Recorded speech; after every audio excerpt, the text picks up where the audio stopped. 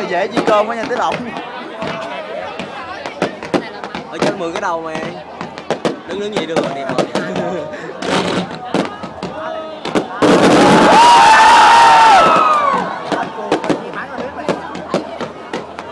Mai mình chơi thang mình thẻ xuống các bạn ơi. Ê, trên 10 cái đầu đó.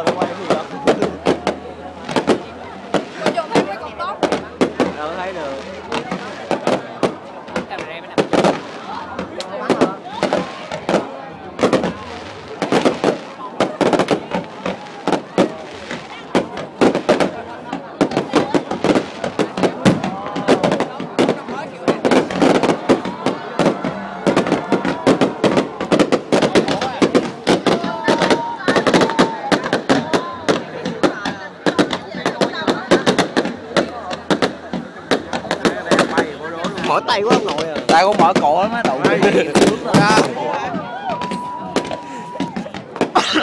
Mượn đâu mày? Cái đầu đụng mày tí mỏi cổ hả mày?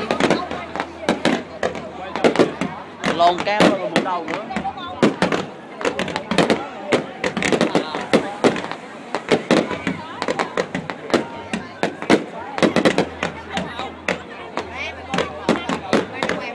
Rồi mày muốn xấu như vậy.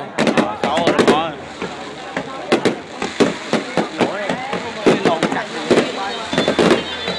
Nghe nè. Hello. Đang chỗ 2 chiếc đụng mẹ phè đang bắn á, đây đứng được rồi. Đâu mà. Mày cái đây sao tới mưa mày đang đứng chỗ 2 chiếc nồi đâu bắn á.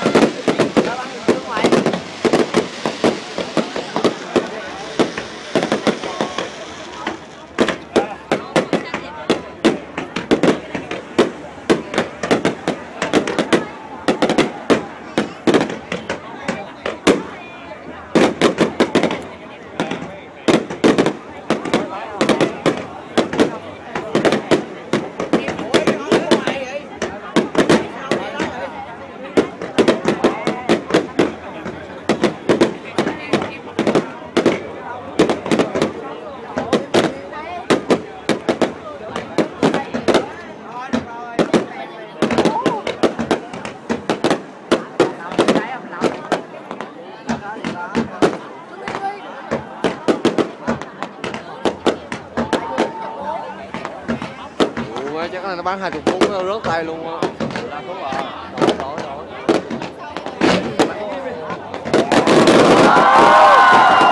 Xe này bao nhiêu phút rồi? Mới có 3 phút hả? 4 phút rồi. Bỏ đứa tao, đụng mẹ, thay ke. Đừng quay nó cháy máy mày.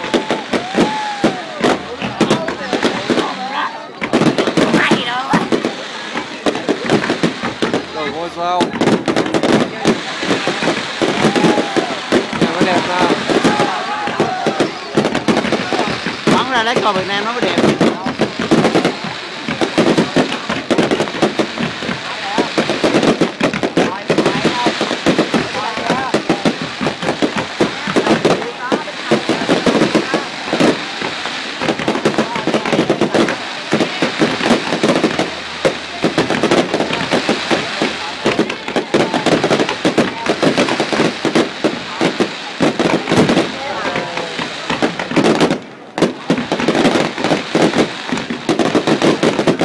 Xin cùng về ngày mai bán không?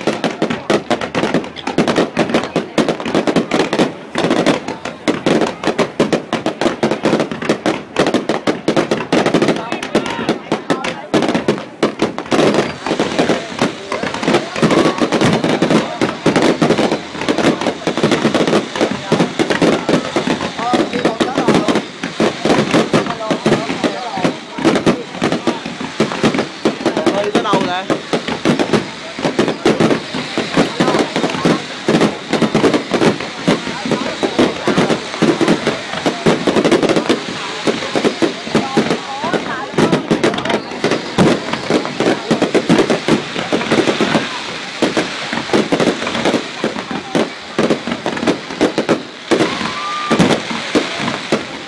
Đổ tay.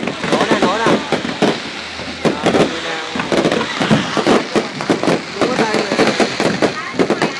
Cũng mỏi thiệt á chứ, đụng mấy mắt con xíu mỏi.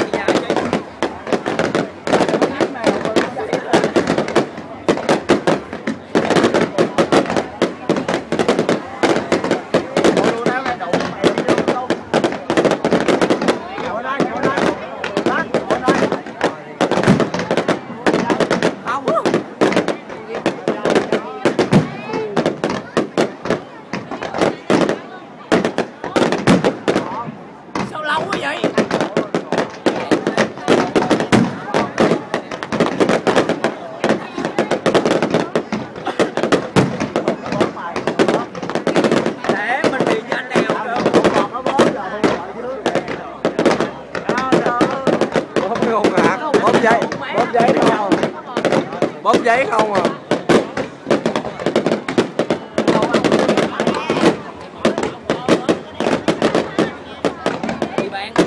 Với mẹ luôn.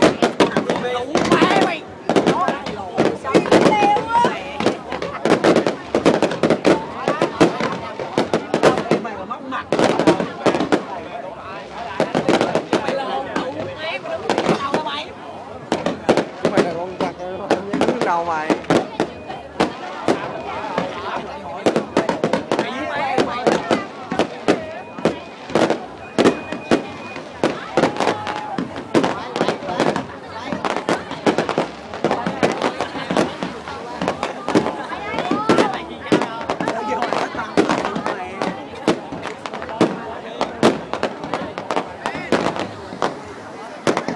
Má cái ngạn gần sao không? Hết rồi. Hết đạn hay sao vậy? Hết rồi xe đi.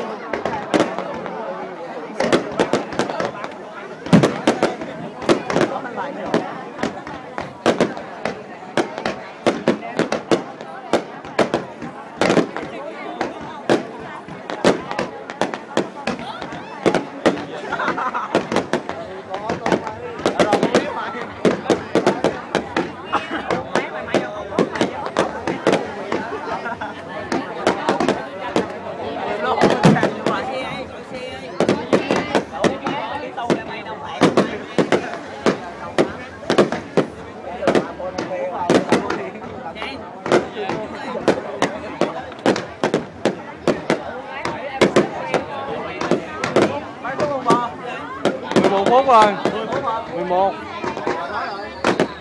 Này nè, đó cũng là nè. Má cao vậy.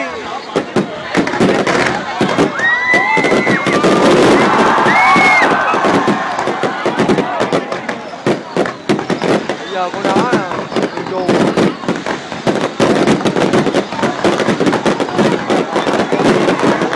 Bắn lên qua luôn rồi.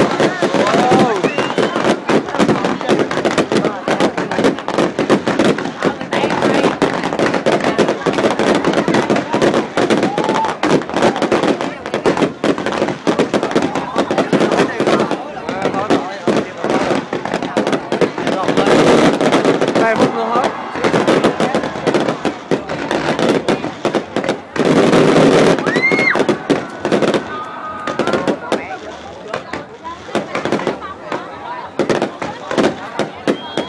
Đừng gì hết đâu.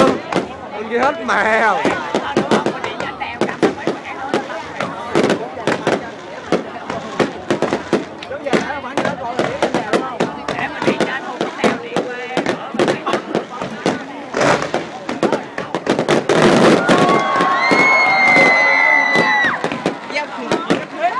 Có 15 phút quá.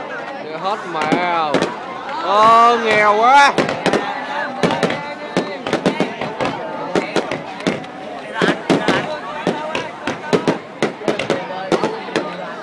Đó này nè.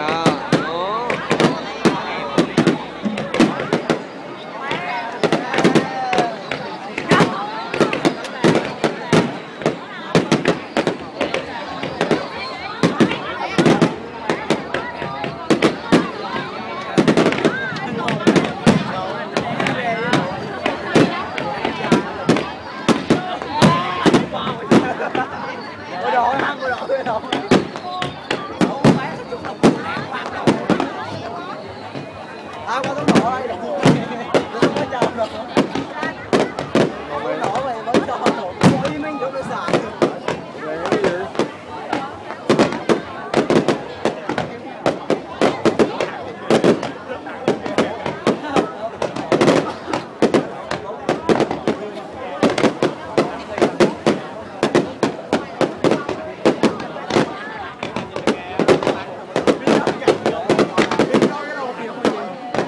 Hết rồi.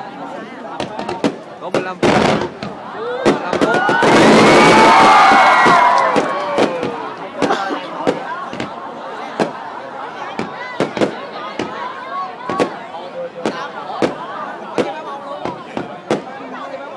Hơi thở gan kiệt nè. Cố gắng sống hồn bò đừng quay nữa. 14 phút. 14 phút.